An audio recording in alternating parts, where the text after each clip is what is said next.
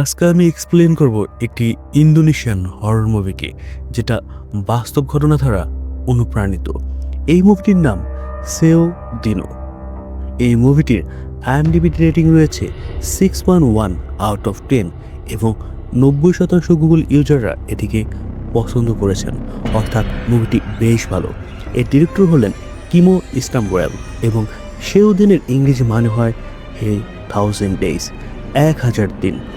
একটি মেয়ের উপর 1000 দিন রিচুয়াল করা হয়েছিল এবং শেষ পর্যন্ত কী ঘটেছিল সেই সবটাই জানবো এই ভিডিওতে। তো চলুন দেরি না করে সরাসরি যাওয়া যাক ভিডিওতে। গল্পের শুরুতেই আমাদের একটি বাড়ি দেখানো হয়, যেখানে জুয়েম এবং তার বোন রীতিকে দেখানো হয়। জুয়েম বেশ ঘাবড়ে ছিল। সে তার বোনের কাছে এসে বলে সে একটা বড় গন্ডগোল হয়ে গিয়েছে। তাকে যে রিচুয়াল করার কথা ছিল সে সেটা করতে পারেনি, কারণ যে ট্যাপ রেকর্ডটি ছিল সেটি ভেঙে গিয়েছে। কোন ট্যাপ রেকর্ডের কথা বলা হচ্ছে সেটা মুভির সামনে গেলে আমরা জানতে পারবো। যার পর এই দুই বোন একটি রুমের দিকে আগাতে থাকে, যেখানে তারা সেই রিচুয়াল করত এবং তারা দুজনে ভেতর থেকে বেশ ঘাবড়েছিল। তারপর দু বোন ঘরের ভিতরে চলে যায়, যেখানে একটি মেয়ে খাটের উপরে শুয়ে থাকতে দেখানো হয় এবং সেই মেয়েটির হাতে পায়ে বেশ গভীর ক্ষত ছিল, যেন তাকে অনেক সময় ধরে বেঁধে রাখা হয়েছে। তখনই জুয়াম এবং তার বোন সেই মেয়েটির উপর একটি বাঁশের তৈরি বিশেষ ঢাকনা দিয়ে দেয়, কিন্তু সেই মেয়েটি তার হাত বাঁশের তৈরি বিশেষ ঢাকনার মাঝখানে চলে আসছিল। তাই রেতি তার হাত ভেতরে ঢোকানোর চেষ্টা করে, কিন্তু এর মধ্যেই সেই মেয়েটি রেতির গলা চেপে ধরে এবং তার মাথা সেই দেয়ালের সাথে আশ্রাতা থাকে, যার কারণে রেতির মৃত্যু হয়ে যায় এবং জুয়াম এখানে সব দিকে খুব ভয় পেয়ে যায়, কিন্তু সে কিছুই করতে পারছিল না। যার পর সেই মেয়েটি জুয়ামের কাছে এসে এবং সে পুরোপুরি একটি অশুভ আত্মায় পরিণত হয়ে গিয়েছিল, যা দেখে বেশ ভয়ানক লাগছিল। তারপর সে আত্মা জুয়ামের গলা ধরে, কিন্তু সে তখনই জুয়াম তাকে একটা প্রশ্ন করে, তুমি কে? এর মধ্যে সেই মেয়েটি পেছন থেকে দুটি হাত বের হয়, যা হয়তো সে আত্মারই ছিল। এরপরে আমরা শ্রী নামের একটি মেয়েকে দেখতে পাই, যে নিজের বোনের দোকানে এসেছিল। সেখানে সে তার বোনকে বলে আমার কিছু টাকা দরকার। তার বোন বলে এই মাসে আমার অনেক খরচ রয়েছে, তার উপর ছেলের অ্যাডমিশনও করাতে হবে। যার পর শ্রী বোন তাকে একটি কাগজ দেয়, যাতে একজন কাজের মেয়ের দরকার ছিল এবং এই কাজটি ছিল এক আত্মজীব ফ্যামিলির পক্ষ থেকে। কাজের মেয়েদের বয়সের লিমিট দেওয়া ছিল 20 থেকে 25 বছরের মধ্যে। যার পর শ্রী রেস্টুরেন্টে একজন লোককে খাবার দেয়, কিন্তু সেই লোকটি কিছু সেকেন্ডের জন্য শ্রীর দিকে তাকিয়েছিল এবং তারপর সে অর্ধেক টাকা রেখে সেখান থেকে চলে যায়, যাতে শ্রীর কাছে তার ব্যবহার বেশ অদ্ভুত লাগে। তার পরের দিন শ্রী সেই ঠিকানায় যায় যেখানে কাজের কথা ছিল, কিন্তু সে সেখানে গিয়ে দেখে অনেক লোক সেখানে আগে থেকে এসেছে। সবার কাছে বড় বড় ডিগ্রি ছিল, তাই স্ত্রী ভেতর থেকে হতাশ হয়ে যায়। সে একটা কাজ কিভাবে পাবে এবং সে সেখান থেকে চলে যাচ্ছিল।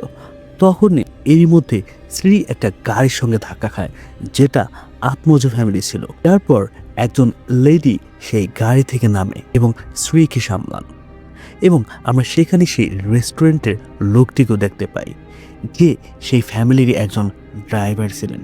সেই লেডি স্ত্রীকে বাড়িতে নিয়ে গিয়ে তারপর ওষুধ লাগিয়ে দেন। তারপর সেই লেডি স্ত্রীকে নিজের নাম লেডিয়া জানান এবং তাকে জিজ্ঞেস করে কেন সে জব ইন্টারভিউ না দিয়েই ফিরে যাচ্ছিলেন। স্ত্রী তাকে বলে যে আমি তো লেখাপড়া জানি না, আর আমার কাছে না আছে কোনো বড় ডিগ্রি। তখনই লেডিয়া তাকে বলে এই কাজের জন্য কোনো ডিগ্রির প্রয়োজন নেই। তারপর তারা দুজন কথা বলছিলেন, এর মধ্যে ভেতর থেকে একজন লেডি লিডিয়াকে ডাকেন। যার পর সে ভিতর রুমে চলে যায় এবং শ্রী সেই বাড়ির কিছু পেন্টিং দেখছিলেন, যেখানে সে একটি বড় পেন্টিং দেখে, যার মধ্যে একটি মহিলার হাতে একটি বাচ্চা ছিল। কিন্তু অবাক করার মতো বিষয় তো এটা ছিল যে সেই বাচ্চার দুটো মাথা ছিল, যা খুবই অদ্ভুত ছিল। কিন্তু এরই মধ্যে সেখানে লেডিয়া চলে আসেন এবং স্ত্রী জানায় যে তাকে কার্সো আত্মজ, যিনি আত্মজ ফ্যামিলির প্রধান, তিনি তোমার সাথে দেখা করতে চান। তারপর স্ত্রী তাদের রুমে নিয়ে যায়। সেখানে সে কার্তোসকে দেখে বেশ ঘাবড়ে যায়, কারণ তার শরীরে অনেক গভীর ক্ষত ছিল। সেখানে কার্সো স্ত্রীকে বলে, তুমি কি আমার জন্য কাজ করবে? যাতে স্ত্রী না চাইতো হ্যাঁ করে দেয়, কারণ তার বাবা খুব অসুস্থ ছিলেন এবং চিকিৎসার জন্য টাকার খুব দরকার ছিল। এবং তখনই কার্সো তাকে একটি খুব অদ্ভুত জিনিস জিজ্ঞেস করে, তুমি কি ক্লিভেন ফ্রাইডেতে জন্মগ্রহণ করেছিলে? এতে সে কিছুই বুঝতে পারে না। ইনফ্যাক্ট আমার বিশ্বাস আপনিও বুঝতে পারেননি এটার মানে কি। জাপানিজ ক্যালেন্ডার, অর্থাৎ যেটা ইন্দোনেশিয়ান ক্যালেন্ডার হয়, তার মধ্যে ক্লিভেন ফ্রাইডে নাইটকে অনেক বেশি পবিত্র মানা হয় এবং এমনটা মানা হয় যে সেই সময় পূর্বপুরুষরা ফ্যামিলিকে দেখতে আসেন। যার পর কার্সো তাকে জানায় সে যদি একবার এগ্রিমেন্ট সাইন হয়ে যায় তবে সে কিছুতেই পিছু হাঁটতে পারবে না। তারপর কার্সো স্ত্রীর কিছু চুল কেটে নেয় এবং সেই চুল জ্বালিয়ে নিজের রক্ত দিয়ে এগ্রিমেন্ট সাইন করান। যার পর কার্সো স্ত্রীকে বলে যে এখন থেকে তুমি আমার কাজের লোক হয়ে গিয়েছো, এবং এতটুকু বলেই কার্সো স্ত্রীকে অজ্ঞান করে দেয়। যখন স্ত্রীর চোখ খুলে তখন সে নিজেকে গাড়িতে দেখতে পায়, যেখানে সে ড্রাইভার ছিল যার নাম সুজিন। সে তাকে তার বাড়িতে ছেড়ে দেয়।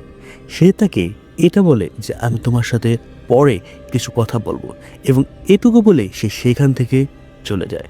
তারপর সে রাতের সময় নিজের ঘরেই ঘুমাচ্ছিল। হঠাৎ করে তার বাবা জোরে জোরে চিৎকার করে তাকে ডাকছেন, এবং সে যখন তার বাবার কাছে যায় তার বাবার অর্ধেক শরীর কাটা ছিল এবং তার বাবা শয়তানে আস্তে আস্তে বদলে যাচ্ছিল। যার পর তিনি স্ত্রীর উপরে হামলা করতে থাকেন। কিন্তু ঠিক তখনই তার ঘুম ভেঙে যায়। পরের দিন দেখি সুজিন স্ত্রীকে নিতে তার বাড়িতে এসেছে, যেখানে স্ত্রীর বাবা তাকে নিজের খেয়াল রাখার কথা বলেন। এবার স্ত্রী যখন গাড়িতে বসে তখন সে আরও দুটি মেয়ে দেখতে পান, যাদের নাম এরিন এবং দিনি। সেই তিনজন হাতে একটি চিহ্ন ছিল যা কার্সোই বানিয়েছিলেন। যার পর সুজেন গাড়িকে একটি জঙ্গলে নিয়ে যায় যা শহর থেকে বেশ দূরে ছিল। তারপর সে এক জায়গায় গাড়ি থামিয়ে এবং কিছু মাটি রেখে তার উপর নিজের হাতের রক্ত ফেলে। তারপর সে তিনজনকে জঙ্গলে তৈরি একটি বাড়ির কাছে নিয়ে যান এবং সেই বাড়িতেই স্ত্রীকে একটি ক্যালেন্ডার দেখানো হয়। এবার সেই ক্যালেন্ডারের দিনগুলোতে কিছু মার্ক করা ছিল এবং কিছু দিন মার্ক করা ছিল না, এবং এইগুলোই সেই দিন ছিল যে দিন তিনজনকে এখানে থাকতে হতো। যার পর সেখানে টেমিয়ান আসে, যে আত্মজা ফ্যামিলির মেম্বার ছিল, এবং সেই তিনজনকে কিছু জামা কাপড় দেয় এবং বলে এই জামা কাপড় 7 রকমের ফুল দিয়ে স্নান করানো হয়েছে যা তোমাদের রক্ষা করবে। তারপর সে এই তিনজনকে একটি রুমে নিয়ে যায়, যেখানে সে মেয়েদেরকে একটি রেকর্ডিং দেয় এবং বলে যে সমস্ত কাজ এই রেকর্ডিং শুনতে শুনতে করতে, যাতে মেয়েরা কিছুই বুঝতে পারছিল না কি হচ্ছিল এসব। তখনই সেখানে তারা একটি বাচ্চাকে দেখে, যাকে আমরা মুভির শুরুতেই দেখেছিলাম, এবং এই বাচ্চার নাম হচ্ছে দালা, এবং সে কার্সোতেরই নাতনি ছিল। কার্সোর শত্রুরা যারা দালার উপর ব্ল্যাক ম্যাজিক করেছিল, এবং এই কারণেই দালা নিজের মা এবং বাবাকে মেরে ফেলে এবং কার্সোর উপরও হামলা করে, এবং এই বাচ্চাটির বডির ভিতরে যে আত্মা আছে তার নাম সাঙ্গারতুরি, এবং তাই তারা দালার উপরও বেদিং রিচুয়াল অর্থাৎ সানের একটি রিচুয়াল করে থাকে। তারপর স্ত্রী তাকে জিজ্ঞেস করে বেদিং ডেট রিচুয়াল দিয়ে দালা কি ঠিক হয়ে যাবে? টেমিয়ান বলেন না, এটা শুধু আত্মাকে শান্ত করার জন্য। 1000 দিন আমরা দালাকে বাঁচাতে না পারি তবেই সে আত্মা তাকে শেষ করে দিবে। যার পর টানিয়াম দিনিকে ক্যাসেট চালানোর জন্য বলেন, এবং ক্যাসেট অনুযায়ী তাকে দিনি স্ত্রী রিচুয়াল করেছিল তখনই এর মধ্যেই দালা তার হাত কামড়ে দেয়। স্ত্রী বেশ ঘাবড়ে যায় এবং তখনই সে সেখান থেকে পালাতে থাকে, কিন্তু সে চেয়েও সেখান থেকে পালাতে পারে না, কারণ সেই বাড়িটি ছিল চারিদিক দিয়ে মন্ত্র দিয়ে আটকে রাখা। তাই সুজিন তাকে ফেরত নিয়ে আসে। এরপর দেখি 997তম দিন কেটে গিয়েছে, অর্থাৎ 1000 দিন হতে আর মাত্র 3 দিন বাকি, এবং আমরা দেখি যে তিনজনেই কথা বলছিল যে কিভাবে দালা নিজের বাবাকে মেরে ফেলেছিল, এবং আজ কার্সোর এমন অবস্থার জন্য সে নিজেও দায়ী ছিল। তারপর দেখতে দেখতেই সন্ধ্যা হয়ে যায়। তখনই শ্রী দালার রুম থেকে এক অদ্ভুত আওয়াজ শুনতে থাকে। হয়তো সে আত্মা দালার উপর ভর করেছে, আর তাই সেই কথা শুনে বাকি মেয়েরাও জানায়। তখন এরিন বলে যে আজ আমি দালাকে গোসল করাবো। তারপর সে জলের বালতি নিয়ে তার ঘরে চলে যায়। আর বাকি দুইজন মেয়ে তারা হ্যান্ড পাম্প ঠিক করেছিল, কারণ সেটা খারাপ হয়ে গিয়েছিল। এবং এখন আপনারা বুঝতে পেরেছেন যে এদের কাপড়গুলোকে 7 রকমের ফুল দিয়ে ভেজানো হয়েছিল, যাতে আত্মা এদের থেকে রক্ষা করা যায়। এরপরে রাতের সময় শ্রী যখন ঘুমাচ্ছিল, তখন সে স্বপ্নে নিজেকে এক জঙ্গলে দেখতে পান, যেখানে সে একটি গর্তে শুয়ে থাকে। তখনই সে একটি মেয়ের আওয়াজ শুনতে পায়, যে তার কাছে সাহায্য চাইছিল। শ্রী সে আওয়াজের পেছনে যেতে থাকে এবং সে একটি বাড়ির কাছে চলে আসে। তখনই শ্রী পেছনে ঘুরে দেখে তাকে একজন লোক মারার জন্য আসতেছে। কিন্তু ভয়ের চোটে শ্রীর ঘুম ভেঙে যায়। কিন্তু সে চমকে গিয়ে এটা দেখেছে তার হাতে ঘাস এবং পায়ে মাটি লাগানো ছিল, যা খুবই অদ্ভুত ব্যাপার। কারণ যদি এখানে স্বপ্ন দেখে থাকে, তবে তার হাতে পা নোংরা হলে কিভাবে? তারপর এই কথা বাকি মেয়েদেরকে জানায়, কিন্তু তারা তার কথা বিশ্বাস করছিল না। তারপর তিনি বলে যে এটা তোমার মিথ্যে ভ্রম, তুমি বেশি ভাবতে শুরু করেছো। যার পর সে স্ত্রীকে বলে যে আজ দালাকে গোসল বা রিচুয়াল করানোর পালা তোমার, এবং আজ 998 দিন, অর্থাৎ এখানে 1000 দিন হতে মাত্র আর 2 দিন বাকি। এখন সন্ধ্যা নাগাদ শ্রী ডালার রুমে তাকে গোসল করাতে নিয়ে যায়, যেখানে সে এটা দেখে যে ফুল মাটিতে পড়েছিল। তারপর সে কল চালু করে, কিন্তু সেই কল থেমে থেমে চলছিল এবং তখনই হঠাৎ করে কল বন্ধ হয়ে যায়। এর মধ্যে দালা শ্রীকে জিজ্ঞেস করে যে তোমার নাম কি? সে নিজের নাম শ্রী জানায়। শ্রীর মনে হচ্ছিল যে দালা তার কথা বুঝতে পারছে, কিন্তু এটা তার অনেক বড় ভুল ধারণা ছিল। স্ত্রী দালাকে কিছু বলছিল এবং এরই মধ্যে ওইখানকার লাইট সব চলে যায়। স্ত্রী মোমবাতি খুঁজতে থাকে। তখনই দালা স্ত্রীকে নিজের কাছে আসার জন্য বলে এবং সে যেমনই তার কাছে যায়, তো দালা এক শয়তানে বদলে যায়। তা দেখতে বেশ ভয়ানক হয় এবং তাকে দেখে স্ত্রী মাটিতে পড়ে যায় এবং জোরে চিৎকার করতে থাকে। সিরির আওয়াজ শুনে দিনি সেখানে আসে এবং তার ঘর থেকে বাইরে নিয়ে যায়। তারপর দিনি স্ত্রীকে বলে যে তুমি নিশ্চয়ই গোসল করানোর সময় কোনো কিছু ভুল করেছিলে। এবং দিনি এরিনকেও জিজ্ঞেস করে যে তুমি আগের দিনের কাজ ঠিকমতো করিয়েছিল তো? এরিন বলে হ্যাঁ, আমি ঠিকমতোই সব কাজ করেছিলাম। রাত হয়ে যায়। আবার স্ত্রীকে দেখতে পায় যে ঘুমিয়েছিল এবং সে সেই জায়গায় দেখতে পায়। তারপর স্ত্রী দৌড়ে বাড়ির দিকে চলে আসে, কিন্তু তখনই তার পেছনে সেই লোককেই দেখতে পায় যে তার স্বপ্নে এসেছিল। তারপর সেই লোক অস্ত্র নিয়ে তাকে আঘাত করতে আসে, কিন্তু তখনই আবার স্ত্রী ঘুম থেকে জেগে যায় এবং সে দেখে তার চুল কাটা, যা সেই লোকটাই কেটেছিল। স্ত্রী ভাবনায় পড়ে যায় এমন কেন হচ্ছে তার সাথে। কিন্তু তখনই সেখানে সুজিন এবং পেনিয়াম আসে, যার কিছু খাওয়ার জিনিস নিয়ে এসেছিল। এবং তখনই আমরা এটা দেখতে পাই যে সুজিন বাড়ির কাছে একটি গর্ত করতে থাকে। এখন শ্রী টেমিয়ামকে সব কথা বলে যে তার সাথে স্বপ্নে কি কি হয়েছিল, কিন্তু টেমিয়াম তার কথা একটু সিরিয়াসলি নেয় না। তারপর সে এবং সুজিন সেখান থেকে চলে যায়, কিন্তু কিছু সময় পরে সন্ধ্যা হয়ে যায় এবং আজ দিন ছিল 1000 দিনের সর্বশেষ দিন। তাই শ্রী এবং দিনি দালাকে গোসল করাতে তার ঘরে নিয়ে যায়, কিন্তু বালতিতে কোনো পানি ছিল না। সেটা নিচে পড়ে গিয়েছিল বালতি ফেটে, তাই সব পানি মাটিতে পড়ে গিয়েছিল। তারপর দিনই সিরিকে জল আনতে পড়ে এবং সূর্য অস্তের আগেই তালার উপর যদি গোসল রিচুয়াল করতে না হয়, তাহলে তার প্রাণ বিপদে পড়ে যাবে। স্ত্রী সেই ভাঙ্গা হ্যান্ডপাম্প দিয়ে জল ফুটছিল, কিন্তু তার জল ভরতে অনেক সময় লেগেছিল, যে কারণে দিদি এরিনকে দালার রুম পাহারা দেওয়ার জন্য বলে এবং নিজে তার সাহায্য করতে বেরিয়ে যায়। যার পর শ্রী এবং তিনি জল ভরে দালার রুমে আসে, যেখানে তারা দেখে যে দালা বেডে না থেকে বরং এক কোনায় দাঁড়িয়ে আছে। তারা দুজনেই দালার একটু কাছে যায় এবং তখনই সেই রুমের লাইট বন্ধ হয়ে যায়। তারা দুজন এতে খুব ঘাবড়ে যায় এবং তারপর তিনি জলদি মোমবাতি জ্বালায়, কিন্তু ততক্ষণে অনেক দেরি হয়ে গিয়েছিল, কারণ দালা ততক্ষণে শয়তানে বদলে গিয়েছিল এবং সে তাদের দুজনের উপর হামলা করে দেয় এবং দুজনে চিৎকারের আওয়াজ শুনে এরিন সেই ঘরে আসে, কিন্তু দালা এরিনকে ধরে ফেলে এবং তার মাথা মাটিতে আঁচড়াতে থাকে। কিন্তু তখনই শ্রী সেই ফুলের জল দালার উপর ঢেলে দেয়, যে কারণে দালা শান্ত হয়ে যায়।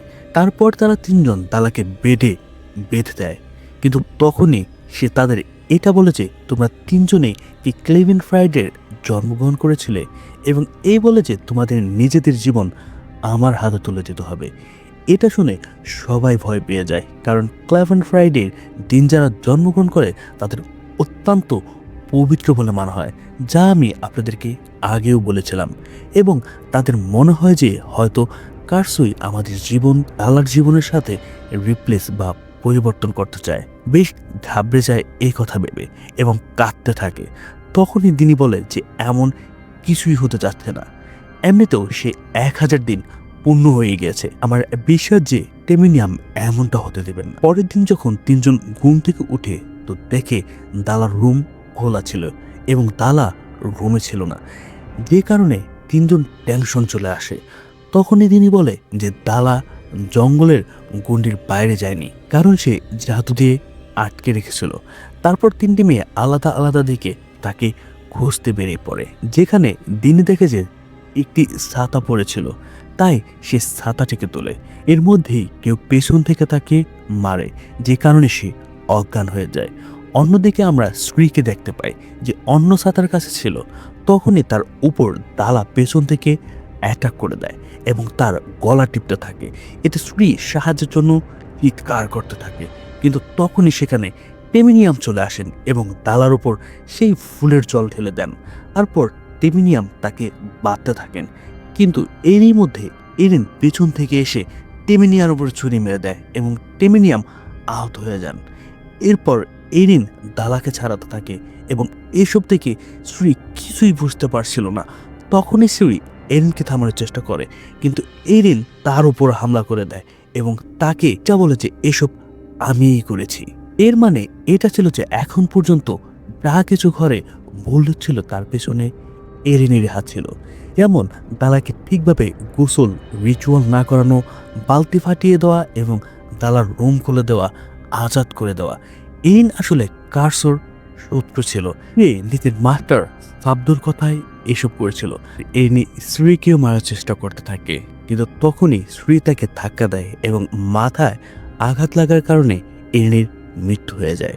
অর্থাৎ কার্সোর এরাই সেই শত্রু ছিল, যার কারণে তাদের নাতনির উপর এই বিপজ্জনক আত্মা এসেছিল। তারপর টেনিয়াম স্ত্রী এবং দিনির সাথে দালাকে বাড়িতে নিয়ে আসেন এবং সেখানে স্ত্রীর ভিতরে থেকে খুব দুঃখ হচ্ছিল, কারণ এরিনের মৃত্যুর জন্য সে নিজেকে দায়ী মনে করছিল। কিন্তু যা কিছু হয়েছে তা একদম ঠিক ছিল। এখানে এরিনি বেশ ভয় লাগছিল, তাই সে এই জায়গা ছেড়ে চলে যেতে চায়। কিন্তু তখনই সেখানে কার্সো আসেন এবং তাকে জানান এরিনি যে মাস্টার সাবদো সে দালার উপর কালো জাদু করেছিল এবং একমাত্র তুমিই আছো যে আমাদের সাহায্য করতে পারো। যদি তুমি আমাদের সাহায্য না করো তবে আমি আমার নাতনিকে চিরতরে হারিয়ে ফেলবো। এসব শুনে স্ত্রী তাদের সাহায্যের জন্য রাজি হয় এবং বলে যে আমাদের কি করতে হবে। তারপর তারা রিচুয়াল করা শুরু করে, যেখানে সুজিন যে গর্ত করেছিল তাতে তারা এক পাশে দালা এবং অন্য পাশে স্ত্রীকে শুইয়ে দেয় এবং কার্সো স্ত্রীকে একটি ছুরি দেয় এবং যে এই ছুরি তোমাকে সাহায্য করবে।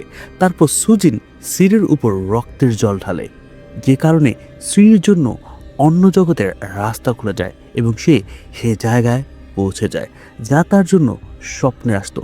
অর্থাৎ তার কাছে এই শক্তি ছিল, সে ঘুমিয়ে অন্য ডাইমেনশনে যেতে পারত। দালাকে খুঁজতে খুঁজতে তার কামরা পর্যন্ত পৌঁছে যায়, যা অন্য ডাইমেনশনে ছিল। অর্থাৎ হুবহু কবি ছিল আমাদের এই পৃথিবীর। এবং সবচেয়ে বড় কথা যে স্বপ্নে যে লোকটা তার উপর হামলা করত সে সাবদুই ছিল। তখনই সে সেখানে চলে আসে, কারণ সে বুঝে গিয়েছিল স্ত্রী কি করতে এখানে এসেছে। আর সেই কারণে ঘুমের মধ্যেই তাকে বারবার মারার জন্য আসছিল এবং সে এখানেও ঠিক তেমন করেই চলে আসে, কিন্তু স্ত্রী তার উপর সেই ছুরি দিয়ে আঘাত করে দেয়, আর যার কারণে সে মাটিতে পড়ে যায়। অর্থাৎ এবার এখানে স্ত্রী নিরস্ত্র ছিল না, অর্থাৎ অন্যদিকে সেই আত্মা সমস্ত মেম্বারদের উপর হামলা করতে থাকে এবং সবাইকে আহত করে দেয়। কিন্তু সে দালাকে মনে করাতে থাকে যে সে তার ঠাকুমা। তখনই আমরা দেখি যে স্ত্রী অন্য জগতে ছিল, সে দালাকে নিয়ে সেই গর্তের দিকে দৌড়াতে থাকে। দালার আত্মাকে তার শরীরে আনতে হবে যাতে তার প্রাণ বেঁচে যায়। স্ত্রী অনেক চেষ্টার পর সে আত্মাকে ছুরি দিয়ে মেরে দালার সাথে সেই গর্তে ঝাঁপ দিতে সক্ষম হয়। এই কারণে স্ত্রী এবং দালা সহি সালামতে ফিরে আসতে পারে আর তাদের প্রাণ বেঁচে যায়। তা দেখে সবাই ভেতর থেকে খুব খুশি হয়েছিল। তার পরের সিনে আমরা দেখতে পাই স্ত্রী কার্সোর বাড়িতেই থাকে এবং সেখানে কার্সো স্ত্রীকে টাকা দিয়ে দেয়, কিন্তু স্ত্রী টাকা নিতে মানা করে দেয় এবং কার্সোকে জিজ্ঞেস করে এই যা কিছু হয়েছিল তার পিছনে কি তার হাত ছিল। এতে কার্সো কিছুই বলে না। মুভির শুরুতে যে মেয়েদেরকে দেখানো হয়েছিল তাদেরকেও এই একই কাজের জন্য আনা হয়েছিল, কিন্তু তারা তাতে সফল হয়নি।